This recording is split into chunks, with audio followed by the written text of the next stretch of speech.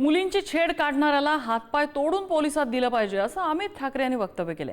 आपण छत्रपती शिवाजी महाराजांच्या राज्यात राहतो आणि वाढत्या छेडछाडीच्या प्रकरणांवरनं मुलींच्या छेडछाडीची वाढती प्रकरणं आहेत त्यावरनं अमित ठाकरे यांनी ही प्रतिक्रिया दिलेली आहे।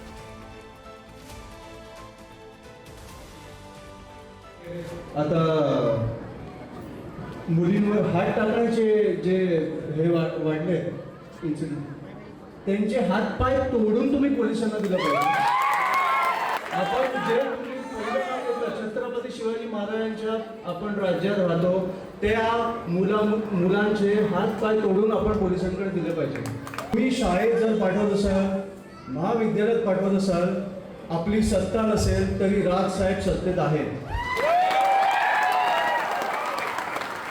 महिलांच्या संदर्भात चुकीची बाब घडता कामा नये याच्यामध्ये दुमत कोणाचंच नाही, परंतु एक काम करायची पद्धत असते। आपण अतिशय कडक असे कायदे केलेले आहेत, पोलिसांच्या ताब्यात देणं योग्य आहे, परंतु स्वतः कायदा हातात घेणं हे फारसं योग्य ठरणार नाही, कारण अतिशय कडक कायदे हे मुलींवर होणाऱ्या अत्याचारांच्या संदर्भात महाराष्ट्र शासनाने तयार केलेले आहेत।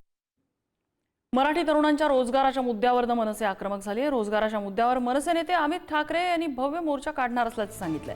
महाराष्ट्रातल्या कंपन्या आणि आस्थापनांमध्ये 80% मराठी मुलांनाच नोकऱ्या मिळाव्या अशी मनसेची मागणी आहे। मराठी तरुणांच्या रोजगारासाठी सरकारने कायदा बनवावा अशीही मागणी मनसेकडनं करण्यात आली आहे। विधिमंडळाच्या हिवाळी अधिवेशनावेळी अमित ठाकरे भव्य मोर्चा काढणार आहेत। महाराष्ट्र नवनिर्माण विद्यार्थी सेनेच्या वर्धापन दिनानिमित्त झालेल्या राज्य पदाधिकारी शिबिरात मोर्चा काढण्याबाबत निर्णय झाला आहे।